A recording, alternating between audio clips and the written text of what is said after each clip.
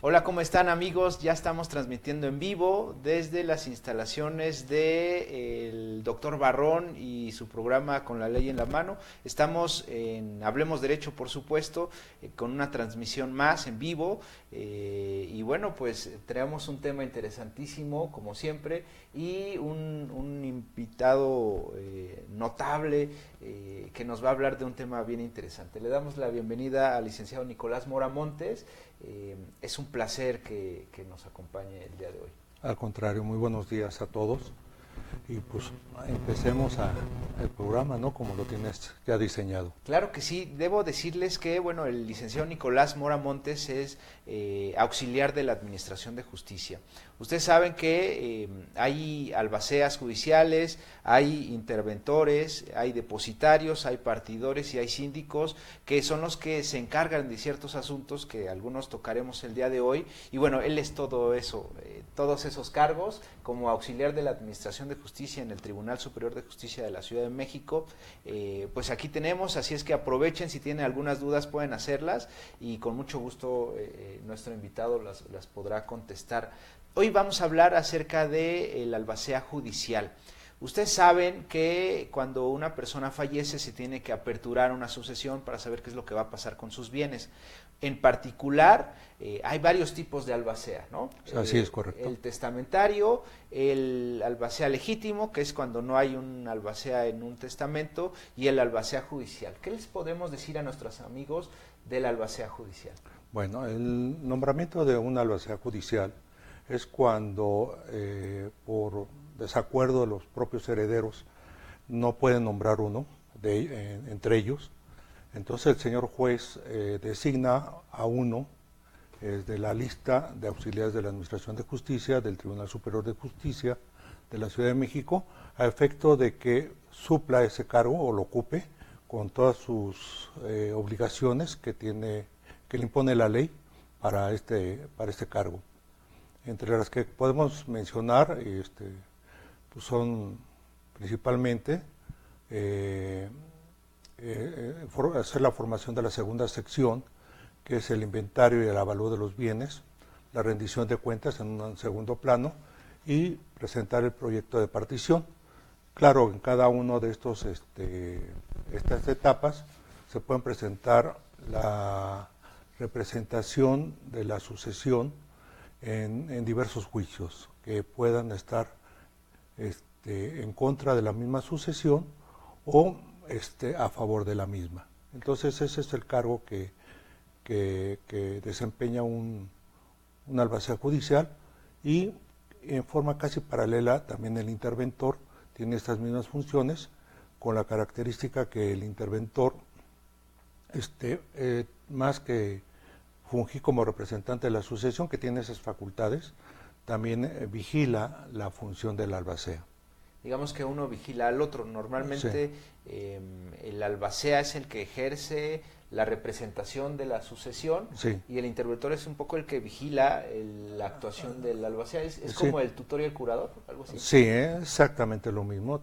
Finalmente, la vigilancia es sobre las obligaciones que la ley le impone al albacea, y entonces el interventor viene a ser un poquito como el vigilante de estas actuaciones, claro, con la debida participación del señor juez, que siempre va a ser el rector de estos procedimientos, y que a él se le someterá a su aprobación cualquier facultad que uno quisiera ejercer en beneficio de la sucesión. El albacea judicial entonces se nombra cuando no hay un testamento que designe al albacea. Claro. Cuando los herederos no se ponen de acuerdo en quién va a ser el albacea, el juez determina. ¿Y cómo le hace el juez? ¿El juez tiene algún elemento, alguna lista? Sí. ¿De dónde saca el nombre del albacea judicial? Bueno, en principio debemos de manifestar que estos cargos los obtiene uno por oposición, dentro de un concurso que convoca el Consejo de la Judicatura, también de la Ciudad de México, y una vez que uno aprueba todos los requisitos que nos marca dicho instituto, entonces nos dan o nos otorga la patente. Y esta relación está a disposición, obviamente, de todos los juzgados familiares y los juzgados civiles también, a efecto de que, habiendo una vacante de estos cargos sean nombrados a uno de los 5 o 10 profesionistas que tenemos esta función dentro de que aprovechando este espacio, pues sí me gustaría invitar a los profesionistas, a los jóvenes, para que concurran al Consejo a informarse sobre la posibilidad de participar en una tarea totalmente social. No debo de omitir que obviamente se cobran honorarios que están fijados en el arancel y en la propia Código Civil o Código de Procedimientos Civiles.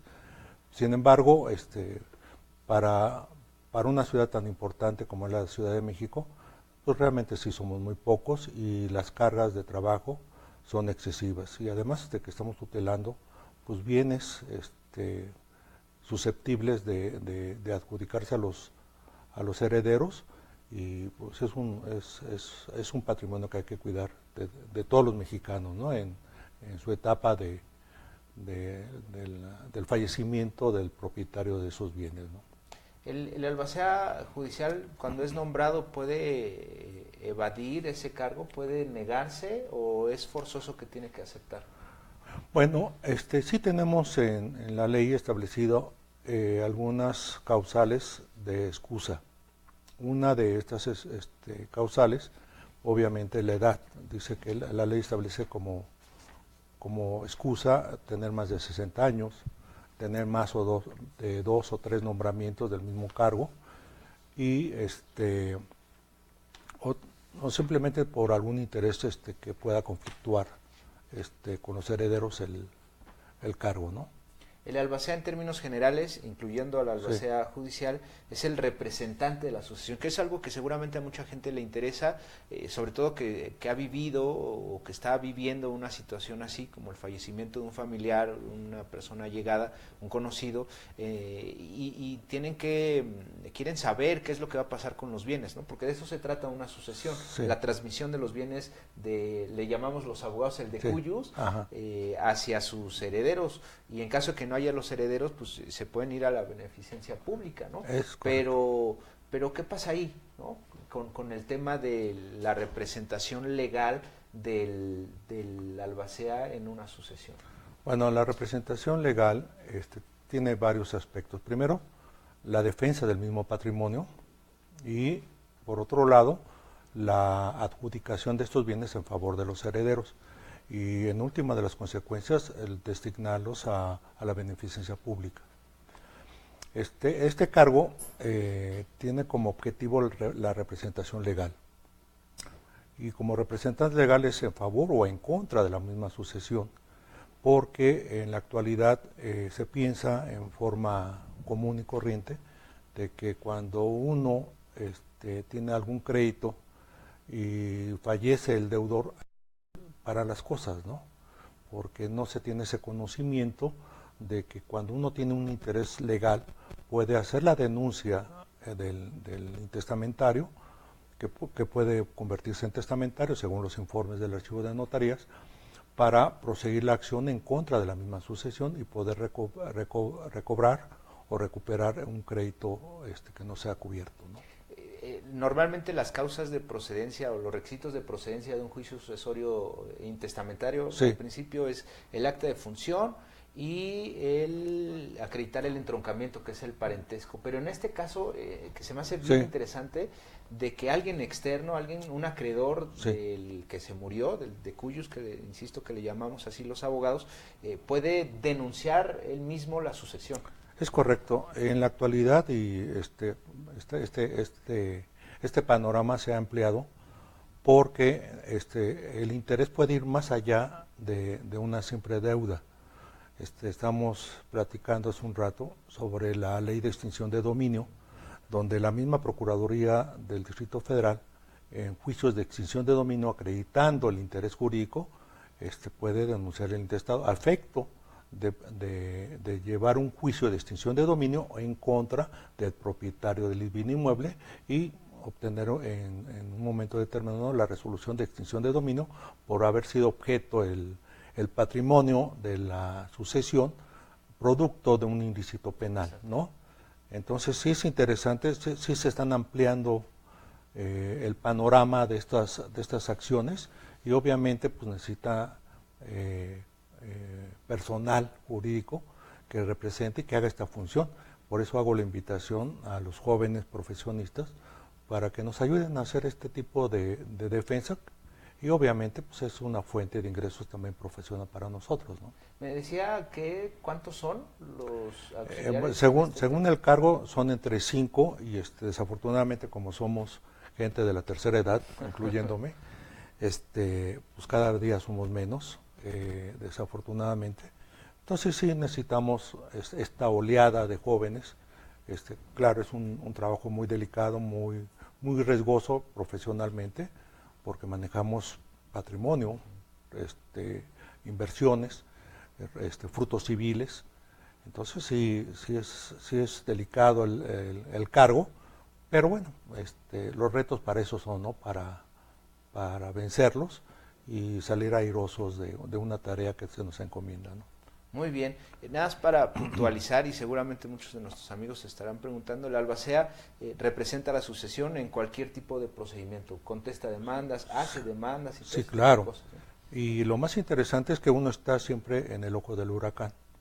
Y lo voy a decir así porque tenemos que exponerle al señor juez las causas o motivos y la necesidad de intentar un juicio en contra de terceros o de que nos dé la autorización para defender de un juicio en contra de la misma sucesión y obviamente rendir el informe correspondiente de resultados buenos o resultados malos, pero finalmente ser muy transparente en nuestra actuación dentro de la sucesión como afuera, en favor o en contra de la misma. Seguramente en el ejercicio del cargo de albacea judicial se ha encontrado con muchos inconvenientes, incluso a lo mejor de tipo legal, es decir, vacíos legales, le llamamos lagunas en algunas ocasiones. ¿Cuáles son las situaciones más interesantes que les podemos contar a nuestros amigos que se le han presentado a lo largo de su ejercicio profesional? Bueno, principalmente de que somos nombrados de una manera súbita por tener una denominación casi sorpresiva, ¿no? Se nos llega la notificación indicándonos que hemos sido designados albaceas o interventores de un procedimiento sucesorio y en ese momento tenemos 3 días para aceptar y protestar el cargo. Sí se me hace muy sorpresivo esta situación, porque si no aceptamos el cargo no podemos imponernos a constancias a los autos. Imponerse es revisar el expediente. El expediente, ¿no? Para ver cuál es la problemática real. Vamos a pensar que sea simplemente una denuncia de un intestado, que es simplemente señalarle a un juez familiar que determinada persona falleció. Entonces, la única constancia que hay es el propio escrito, la propia denuncia y su acta de defunción. Y algún motivo de legitimación para promoverlo. Si es un acreedor, pues no va a mencionar más que falleció. Sin embargo, pues sí hay una situación de fondo, ¿no? La recuperación de un crédito que puede ser un crédito hipotecario, y no saber qué elementos hay para poder defender una garantía real derivada de un contrato de apertura de crédito y saber si el finado cubrió parcial o totalmente ese crédito, si en el contrato de apertura de crédito se estableció alguna obligación de contratar un seguro de vida, ¿verdad? Que el mismo va a garantizar el pago de un saldo de un crédito hipotecario.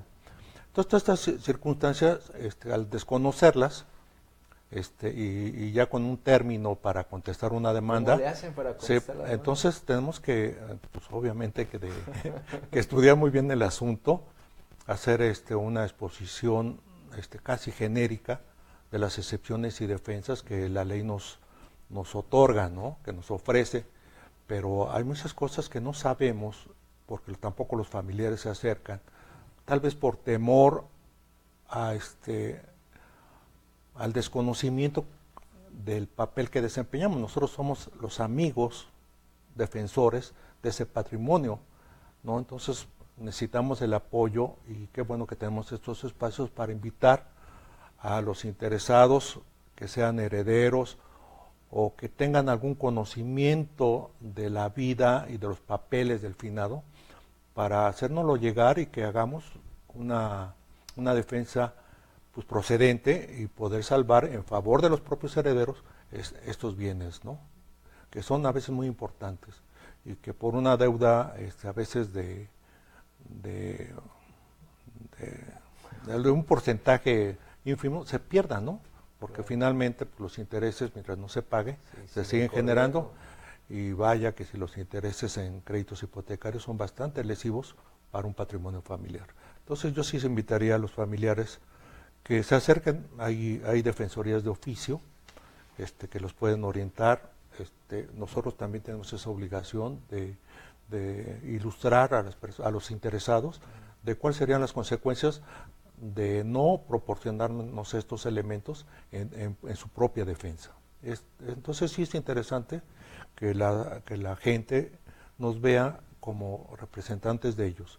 Nosotros no somos enemigos de ellos, porque nos sucede mucho también en los juicios de extinción de dominio, donde hay una denuncia o una averiguación previa en contra del autor de la sucesión y entonces piensan que nosotros podemos ser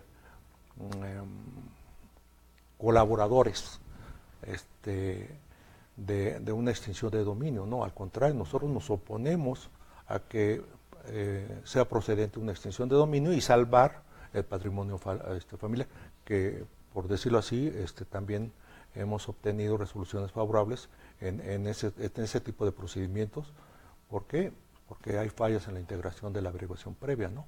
O simplemente porque no acredita la Procuraduría que el bien objeto de la extinción de dominio fue producto de un ilícito penal. Muy bien, pues no me queda más que agradecerle la presencia el día de hoy en Hablemos Derecho. Licenciado Nicolás Mora Montes ha sido una de las personas que más ha apoyado al Programa Nacional de Asistencia Jurídica y quiero agradecerte públicamente el apoyo a nuestra fundación y bueno, pues agradecerte por supuesto la presencia el día de hoy. No, al contrario, maestro, para mí es un orgullo estar muy de la mano con ustedes, porque realmente ustedes están realizando un proyecto muy importante que es convocar al público en general y también a los abogados a participar en el cambio que necesita México para tener leyes más justas y más equitativas para todos nosotros. Muchas gracias. No, hombre, los agradecimos somos nosotros y bueno, pues amigos, ha sido un placer. Recuerden que todos los jueves estaremos transmitiendo en vivo por la página de Hablemos Derecho en Facebook Live. Próximamente estaremos transmitiendo ya en una página web para que lo puedan ver en sus dispositivos móviles. Y bueno, pues quiero agradecer el apoyo del doctor Alejandro Barrón, de su programa Con la Ley en la Mano y de todo su equipo de producción, que gracias a ellos estamos transmitiendo el día de hoy y seguiremos transmitiendo los siguientes jueves a las 9 de la mañana, por supuesto. Y bueno, pues estamos de verdad enormemente agradecidos con el equipo y con el doctor Barrón. A veces el hecho de difundir la cultura de la legalidad es un camino complicado, pero bueno, lo hemos venido haciendo durante ya casi 5 años y gracias al apoyo pues lo seguiremos haciendo. Ha sido un placer, queridos amigos. Si tienen alguna duda pueden hacerlo vía mensaje, vía comentario en el Facebook y bueno, pues con mucho gusto se la haremos llegar al licenciado Nicolás. Muchas gracias por estar aquí. Contrario. Y queridos amigos, que tengan un excelente día. Hasta luego.